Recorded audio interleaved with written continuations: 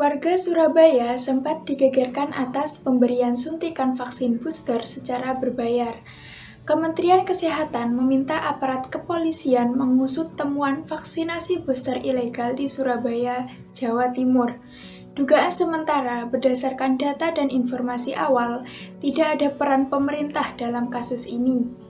Polda Jatim menurunkan tim khusus untuk menyelidiki kasus dugaan peredaran vaksin booster ilegal tersebut.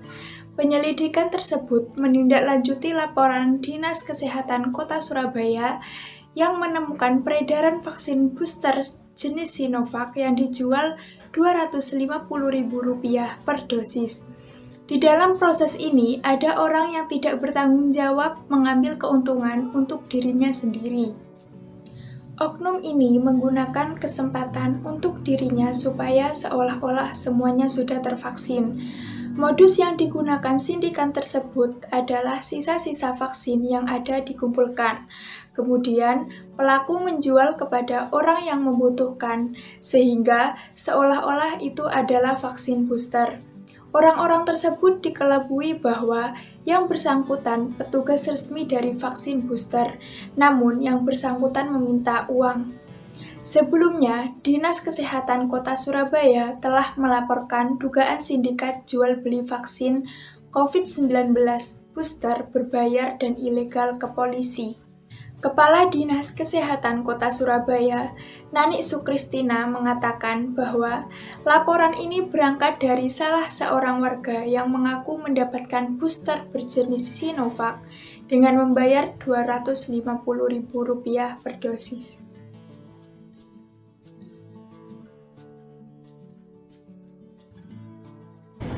Dalam kasus vaksin ilegal, fungsi regulasi dari pemerintah daerah sangat penting. Fungsi regulasi berperan penting untuk mengatur dan memberikan batasan, mewujudkan rasa aman dan damai, melindungi hak dan kewajiban, dan membuat seseorang menjadi lebih patuh dan disiplin. Dalam fungsi regulasi kesehatan, terdapat beberapa unsur antara lain. 1. Kebijakan kesehatan. Dalam pelaksanaan fungsi regulasi, kebijakan sebagai dasar aturan dan manajemen dalam pelaksanaan vaksinasi.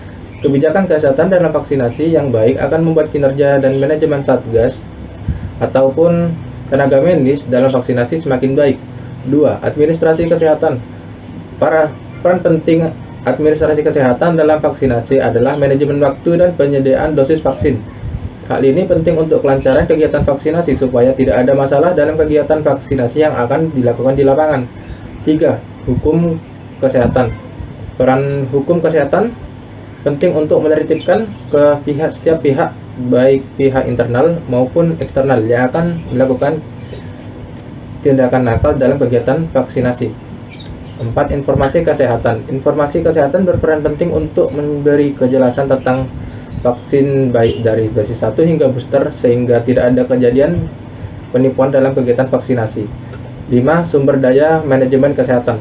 Sumber daya manajemen berkaitan dengan tenaga medis atau Satgas dalam kegiatan vaksinasi untuk memperketat keamanan dan pelaksanaan vaksinasi, serta dapat meningkatkan tingkat kedisiplinan dan ketertiban tenaga medis dalam pelaksanaan vaksinasi.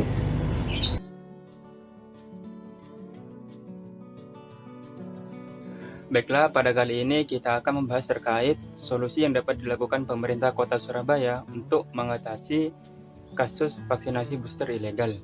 Yang pertama ialah memastikan seluruh distribusi vaksin termonitor melalui aplikasi Pikir dan aplikasi Smile. Aplikasi Pikir merupakan aplikasi yang digunakan pemerintah Kota Surabaya dalam pemantauan vaksinasi, seperti pendataan sasaran, proses registrasi, dan verifikasi sasaran penerima vaksin. Kemudian screening status kesehatan dan penentuan lokasi serta jadwal vaksinasi. Kemudian aplikasi Smile merupakan aplikasi yang digunakan Pemkot Surabaya untuk pemerolehan dan pengelolaan informasi vaksinasi.